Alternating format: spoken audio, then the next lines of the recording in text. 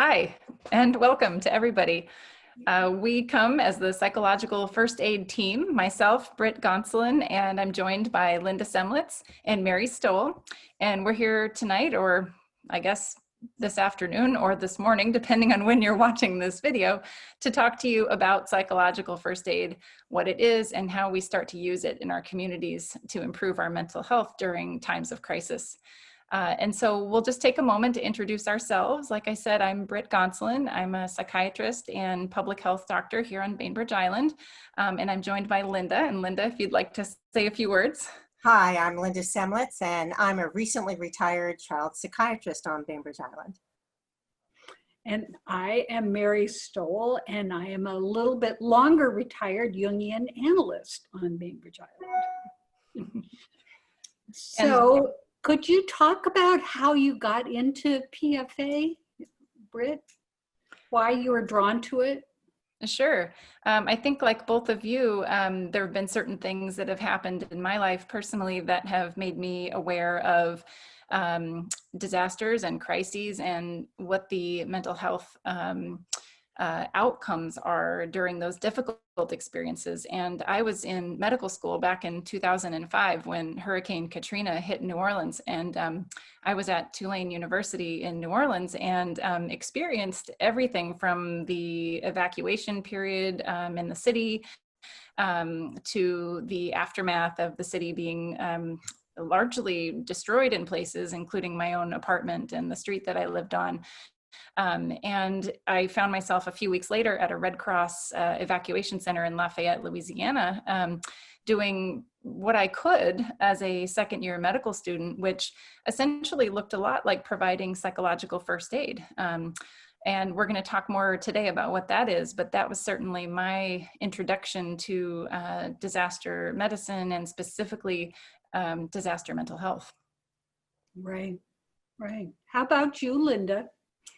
Well, I've been involved in 2 disasters, and they say that the people who get involved in disaster mental health are people who've been in disasters themselves. So like Britt, I was in 2 disasters. The first one was in Hong Kong, and that's during SARS, which was a very similar pandemic, although it was shorter and much better contained.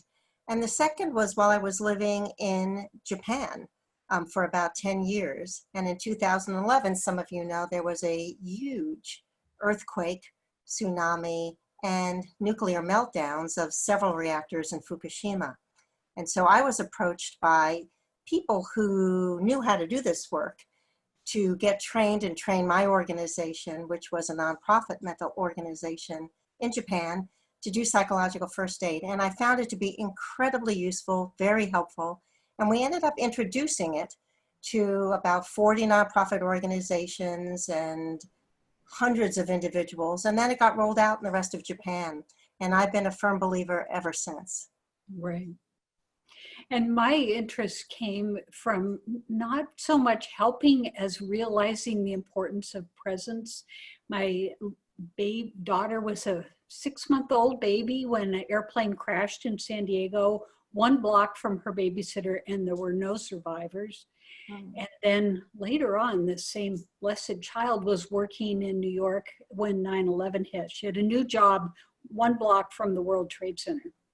So it just made me appreciate how much people being with you can make such a huge difference. So that's all I wanted to add to it. But I guess the next part would be to ask Linda, well, what actually is psychological first aid? How would you define it for this people watching this? Well, psychological first aid, and we're going to be referring it to by PFA a lot for short, is an evidence-informed psychosocial intervention designed to provide comfort and support after a disaster. And it's been endorsed by the World Health Organization, Red Cross International, crisis centers around the world. And it turns out to be something that does not require skills of a professional. It's a skill that anybody can learn how to do. So this is a particularly relevant, useful tool for this community because every single person on Bainbridge Island can provide psychological first aid to one another once they learn how to do so. And it's really designed to improve community resilience. And there's a lot of evidence that as a result of psychological first aid, by improving your own sense of safety and comfort, by engaging in some of the things that we're going to be talking about this evening, we can improve the level of resilience with individuals and in the entire community. Right. So, Britt, how do you start using psychological first aid? Where do you begin? Sure, it's hard to know sometimes, right? It's kind of a vague concept, right? We think about medical first aid and we think about applying bandages and certainly tending to someone who's wounded before they can receive a higher level of care. And psychological first aid is akin to that. It's the idea that we can learn some basic skills, sort of first aid skills, if you will, that really tend to the psyche, to the mind. And so to get into doing psychological first aid, the World Health Organization has talked about 3 steps that one goes through. And they've coined the little phrase, look, listen, and link. And so if you just remember, look, listen, and link, it can sometimes be a helpful reminder about what we actually are doing when we provide psychological first aid. So the first L is look. And we're really talking about looking for signs of stress in ourselves and in others. And I know we'll talk too during this presentation about other resources that you can refer to after this smaller presentation today. And it includes a very detailed description of how to do look, listen, and link in great depth. But I'll just say right here for our purposes now that part of looking at ourselves and others for signs of stress relates to looking for certain changes in how we're thinking, how we're physically feeling, how we might see someone around us behaving, how we might see changes in someone's spirituality. These are some of the things that we start to look for. And when we have a framework for that, we actually start to notice a lot. And so even listening to this presentation, you might think about a friend or a family member and say, oh, I've noticed that person's behavior changing in such and such way. And oh, maybe that's a sign of stress. So the first thing we do is we look for signs of stress in ourselves and others. And once we've done that, we really shift our attention to listening. And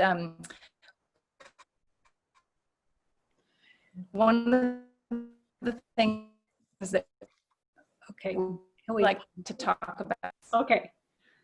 So you were talking, Britt, before technology wanted a voice, you were saying about listening. The first thing was to look inside and then listening. Yes. So like I was attempting to say before Zoom interfered, was that the most important thing we can do as a psychological first aid provider is to do what's called active listening. And so active listening is a little different than just regular listening. And what active listening is the ability to hear someone and to reflect back to them what you heard them say. And so if someone tells you that they're distressed, it's not your job to go solving their problems. It's really your job to listen actively and reflect back what you've heard. And that can be one of the most powerful skills that we use as humans to help provide psychological care for others. And the third step of psychological first aid, which is to link, is really this idea that we're trying to link people with resources.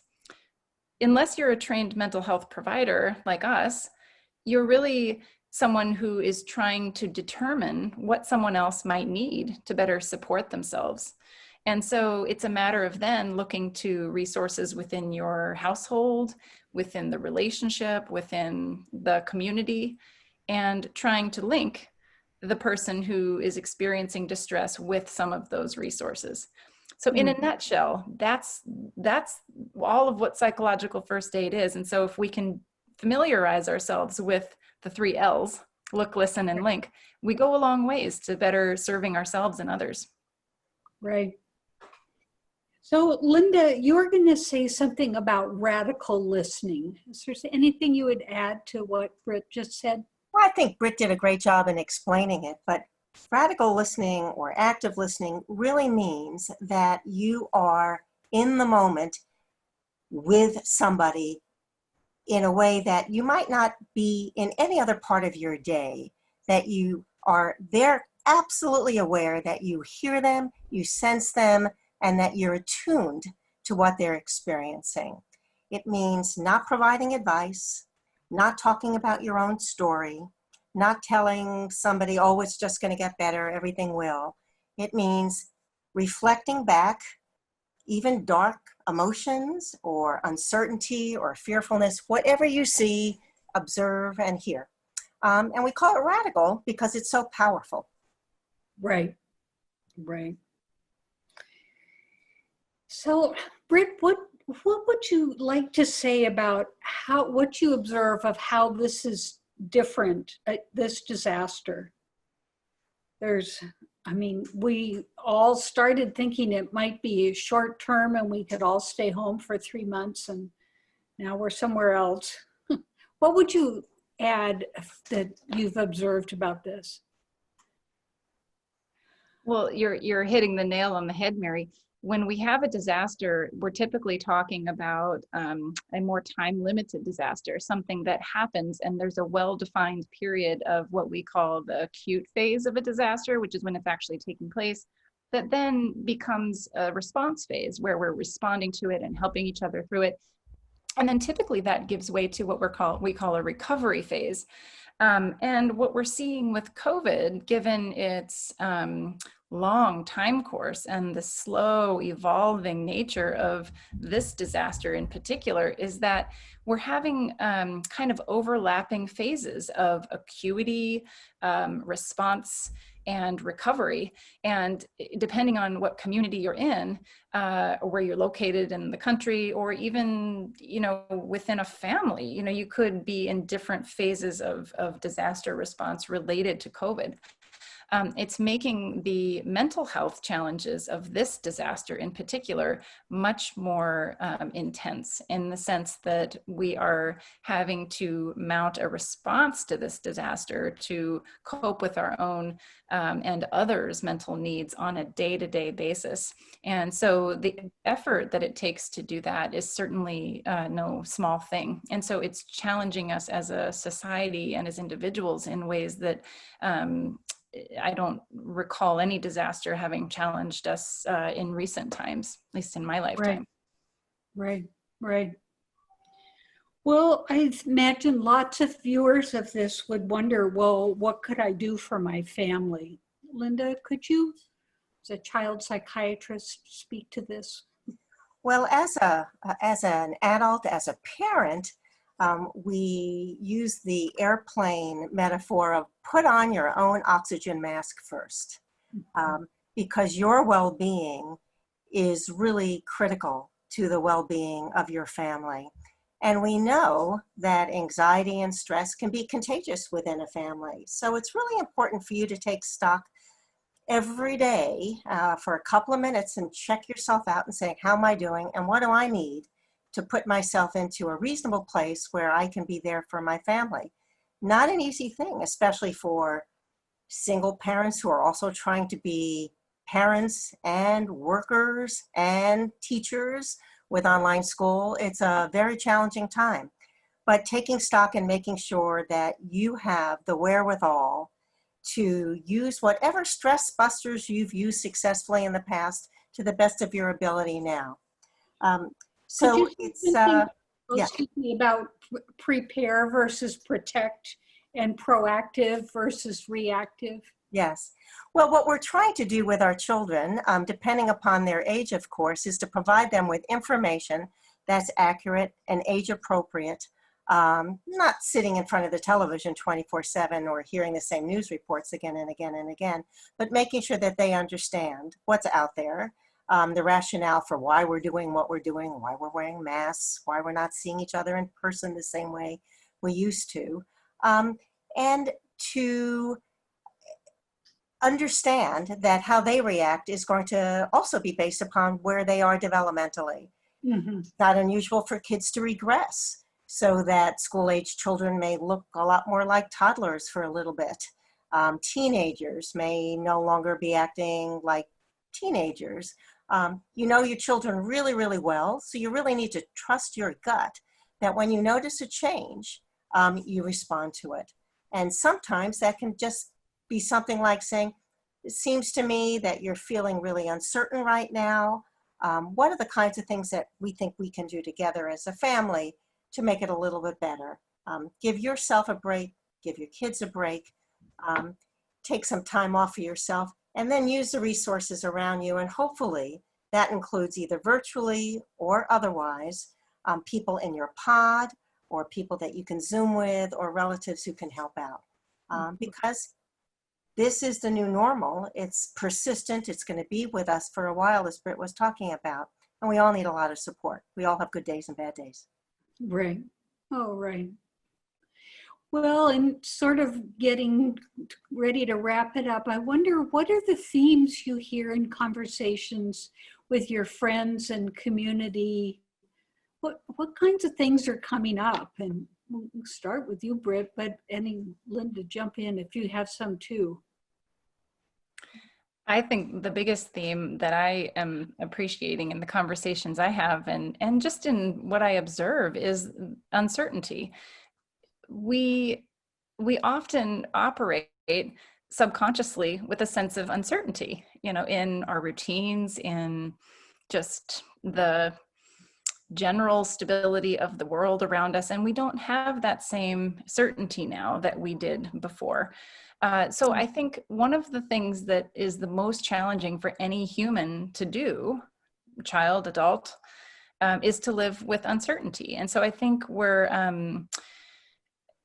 that's the theme that I see over and over again. And I think the work that, we do as professionals, as mental health providers, and certainly what we can do with our families is to continue to just acknowledge this uncertainty, right? There is no answer 100%, that anyone can give right now about what's going to happen or how things are going to go tomorrow or even 2 weeks from now. And so I think, just reminding ourselves and being gentle and sort of expressing compassion toward others when we come into this awareness of just how uncertain things are. Mm-hmm. That's what I see a lot. Mm-hmm. One thing I've been hearing a little is how the uncertainty and sort of being locked into something you don't know how it's going to work out is bringing up other times people have experienced that. It's like coming up for reprocessing, and to just be aware that's a normal, healthy thing your psyche is doing, is to help you learn from past experiences, but also to know they're not the past experiences. You aren't a little child. You aren't, somebody in a, hopefully not in an unsafe situation. And if you are, use what you learned before for getting out. Mm-hmm. So I don't know, Linda, would you want to add anything else? Yeah, I think a lot of people are experiencing a sense of loss. Not everybody knows somebody who's been sick or who has passed away, but lots of people do. And a lot of other people just simply can't be with the ones they love. They may have an aging parent. I have an aging parent, and my adult children one of them is far away from me.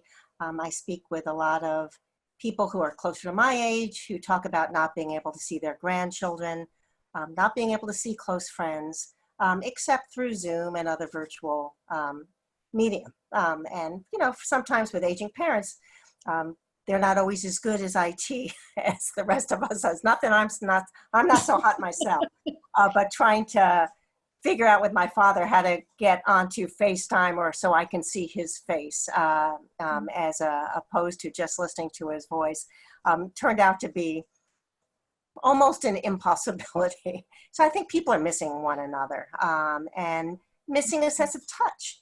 This is a time where we're bumping elbows and we're giving lobster hugs and waving from across the street. And, you know, we're people who like touch, where touch has been important. And that's not something that's necessarily safe right now, except for people within our immediate family who we're living with all the time. So that's another big issue loss. Right. So if somebody wanted to learn more about psychological first aid, what are there some resources that you could point us to? I think maybe Linda, you had that. So Bainbridge Prepares has done an excellent job of providing resources from each team. So Psychological First Aid has its own little webpage. And on that webpage, you're going to see that there are several video recordings of introduction to psychological first aid or introducing psychological first aid for parents. There's another one for teachers. And so those are very good introductory resources. But in addition, there are lots of links to the American Psychological Association, the American Academy of Child and Adolescent Psychiatry, other disaster organizations, and wonderful resources that are listed there. For child psychiatry, ACAP, aacap.org, has fantastic resources for parents, for professionals, and for children, and similar to other organizations. And all of these things are listed on the PFA team webpage associated with bainbridgeprepares.org. And let's hear a shout out for our disaster organizers here. Right. Sage and Scott James and Lauren Best. They've done a fantastic job pulling it all together for us. Oh, right. Well, we've pulled together something about PFA and wish you all a lovely evening or day or morning whenever you watch this. So thank you, Linda. Thank you, Britt. Thank you, Mary. Thank you, Mary. Okay. Bye-bye. Bye.